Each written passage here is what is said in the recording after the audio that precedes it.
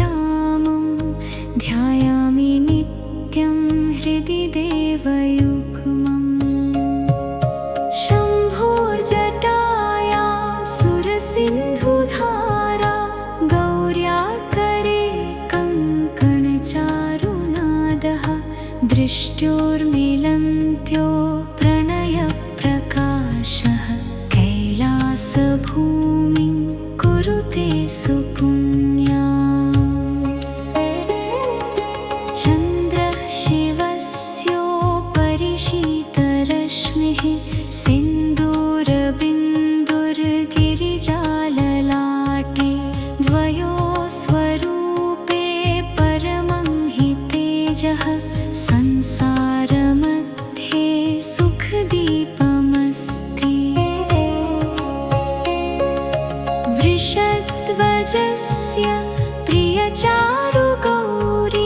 हिमाद्रिपुत्री मृदुभावयुक्ता तयोः स्मृति शोकहरं पवित्रं मनःप्रसादं जनयत्यनन्तम् शिवस्य हस्ते डमरुः प्रणादं देव्याः पदे नूपुरमञ्जुनादः उभौ स्वरौ यत्र समं मिलेतां तत्रैव जागर्ति सनातनं प्रेमम् उमा तपस्या शिव एव ध्यानम् उमा हि शक्ति शिव एव तत्त्वं यदा समायाति शिवेन शक्ति तदा प्रसन्नं भवतीह विश्वम्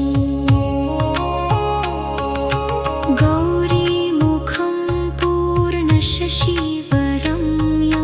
शम्भोर्मुखं शान्तिसुधासमुद्रम् एकस्य दृष्टौ अपरस्य हर्षः सप्रेमभावो हृदयं पुनातु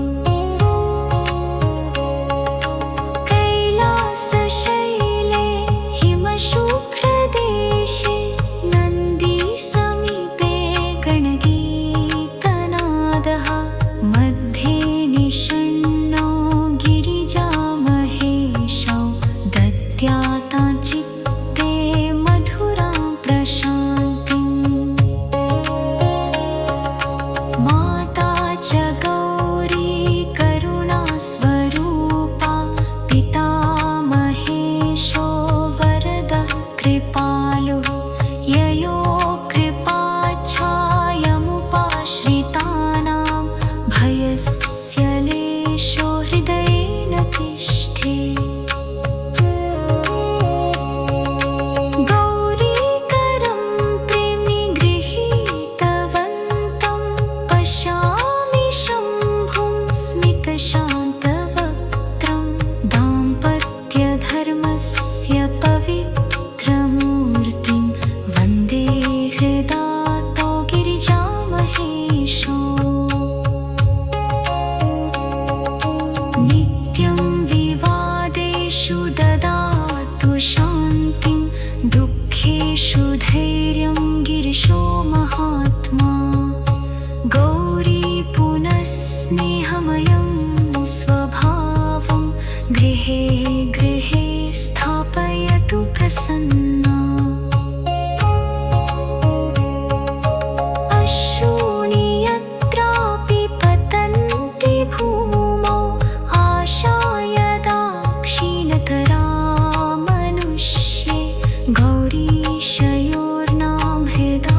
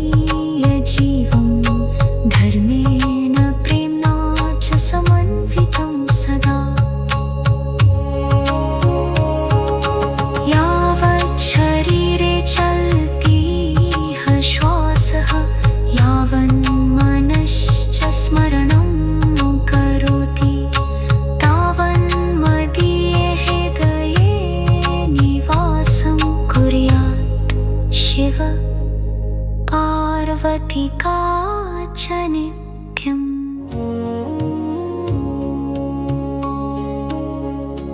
कर्पूरगौरं गिरिजासमेतं कैलासमध्ये ललितं विराजं मन्दस्मितं प्रेमसुधाभिरामं ध्यायामि नित्यं हृदि देवयुग्मम्। शम्भोर्जटायां सुरसिन्धुधारा गौर्याकरे कङ्कणचारुनादः दृष्ट्योर्मिलन्त्यो प्रणयप्रकाशः कैलासभूमिं कुरुते सुपुण्याम्। चन्द्रः शिवस्योपरि शीतरश्मिः सिन्दूरबिन्दुर्गिरिजाललाटे द्वयोः स्वरूपे परमं हि तेजः संसारमध्ये सुखदीपमस्ति। वृषध्वजस्य प्रियचारुगौरी हिमाद्रिपुत्री मृदुभावयुक्ता तयोः स्मृति शोकहरं पवित्रं मनःप्रसादं जनयत्यनन्तम्। शिवस्य हस्ते डमरुः प्रणादं देव्याः पदे नूपुरमञ्जुनादः उभौ स्वरौ यत्र समं मिलेतां तत्रैव जागर्ति सनातनं प्रेमम्। उमा तपस्या शिव एव ध्यानम् उमा हि शक्ति शिव एव तत्त्वं यदा समायाति शिवेन शक्ति तदा प्रसन्नं भवतीह विश्वम्।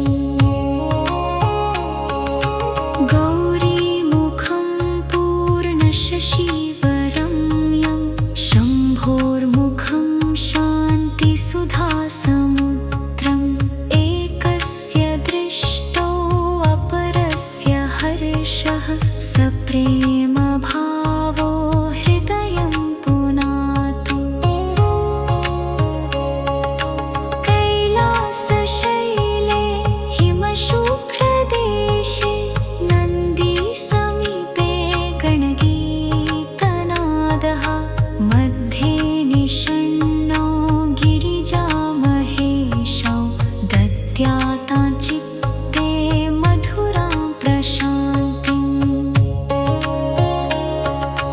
माता च गौरी करुणास्वरूपा पिता महेशो वरदः कृपालुः ययो कृपाच्छायमुपाश्रितानां भयस्य लेशो हृदये न तिष्ठे।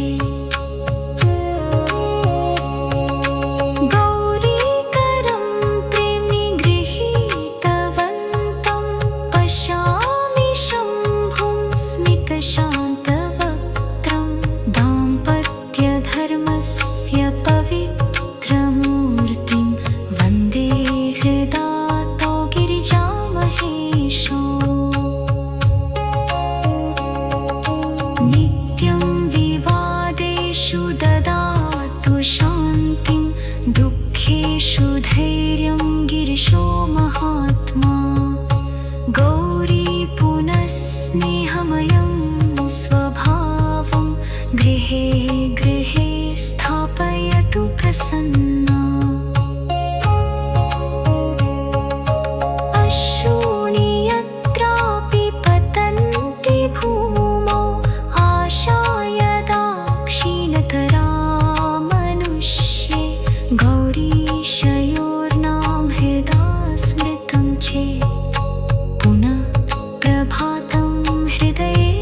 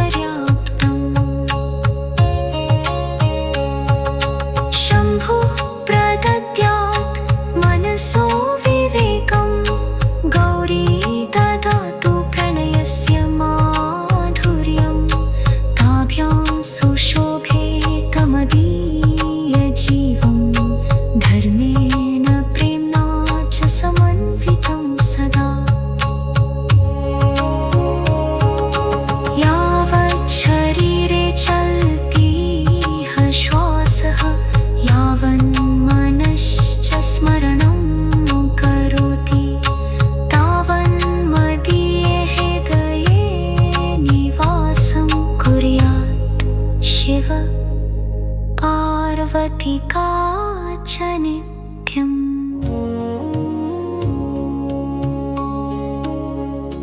कर्पूरगौरं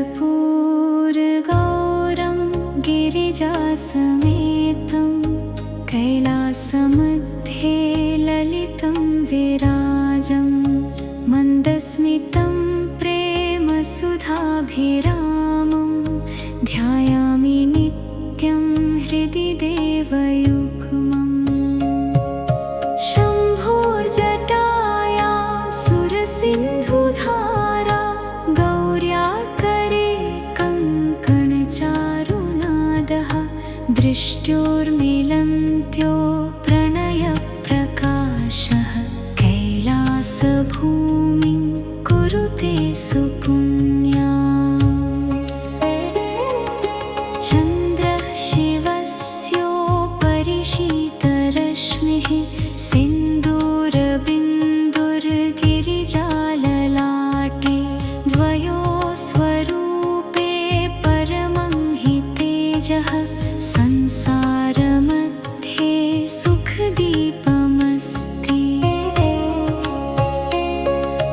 वृषध्वजस्य प्रियचारुगौरी हिमाद्रिपुत्री मृदुभावयुक्ता तयोः स्मृति शोकहरं पवित्रं मनःप्रसादं जनयत्यनन्तम्। शिवस्य हस्ते डमरुः प्रणादं देव्याः पदे नूपुरमञ्जुनादः उभौ स्वरौ यत्र समं मिलेतां तत्रैव जागर्ति सनातनं प्रेमम्। उमा तपस्या शिव एव ध्यानम् उमा हि शक्ति शिव एव तत्त्वं यदा समायाति शिवेन शक्ति तदा प्रसन्नं भवतीह विश्वम्। गौरीमुखं पूर्णशशिवरम्यं शम्भोर्मुखं शान्तिसुधासमुद्रम् एकस्य दृष्टो अपरस्य हर्षः सप्रेमभावो हृदयं पुनातु। कैलासशैले हिमशुभ्रदेशे नन्दीसमीपे गणगीतनादः मध्ये निषण्णो गिरिजामहेशौ दद्याता चित्ते मधुरां प्रशान्तिम्। माता च गौरी करुणास्वरूपा पिता महेशो वरदः कृपालुः ययो कृपाच्छायमुपाश्रितानां भयस्य लेशो हृदये न तिष्ठे। गौरीकरं प्रेम्णि गृहीतवन्तं पश्यामि शम्भुं स्मितशान्तवक्त्रं दाम्पत्यधर्मस्य पवित्रमूर्तिं वन्दे हृदातो गिरिजामहेशो। नित्यं विवादेषु ददातु शान्तिं दुःखेषु धैर्यं गिरिशो महात्मा। गौरी पुनः स्नेहमयं स्वभावं गृहे गृहे स्थापयतु प्रसन्ना। अश्रूणि यत्रापि पतन्ति भूमौ आशाय दाक्षिणकरा मनुष्ये गौरीशयोर्नाम हृदा स्मृतं चेत् पुनः प्रभातं हृदये करोति। सुवर्णं न चरत् न राशिं नापि प्रभुत्वं भुवने वृणोमि गौरी महेशो हृदये वसेताम् एतद्वरं मे परमं पर्याप्तम् शम्भुः प्रदद्यात् मनसो विवेकं गौरी ददातु प्रणयस्य माधुर्यं ताभ्यां सुशोभेतमदीयजीवं धर्मेण प्रेम्णा च समन्वितं सदा यावत् शरीरे चलतीह श्वासः यावन्मनश्च स्मरणं करोति तावन्मदीये हृदये निवासं कुर्यात् शिव पार्वतिका च नित्यम्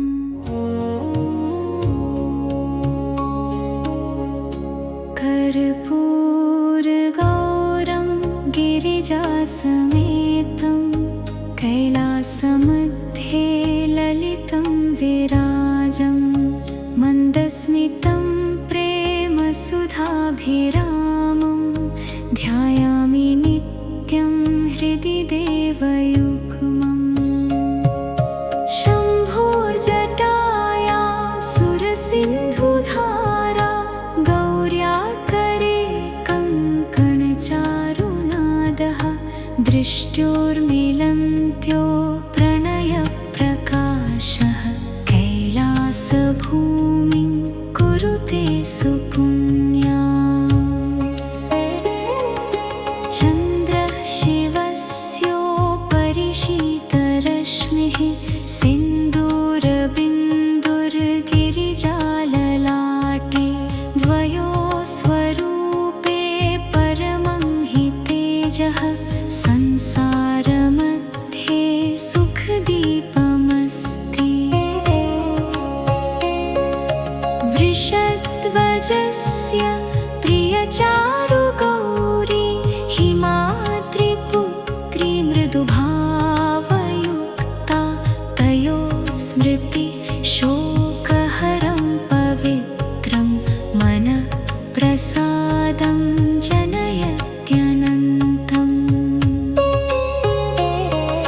शिवस्य हस्ते डमरुः प्रणादं देव्याः पदे नूपुरमञ्जुनादः उभौ स्वरौ यत्र समं मिलेतां तत्रैव जागर्ति सनातनं प्रेमम् उमा तपस्या शिव एव ध्यानम् उमा हि शक्ति शिव एव तत्त्वं यदा समायाति शिवेन शक्ति तदा प्रसन्नं भवतीह विश्वम् गौरीमुखं पूर्णशशिवरम्यं शम्भोर्मुखं शान्तिसुधासमुद्रम् एकस्य दृष्टौ अपरस्य हर्षः सप्रेमभावो हृदयं पुनातु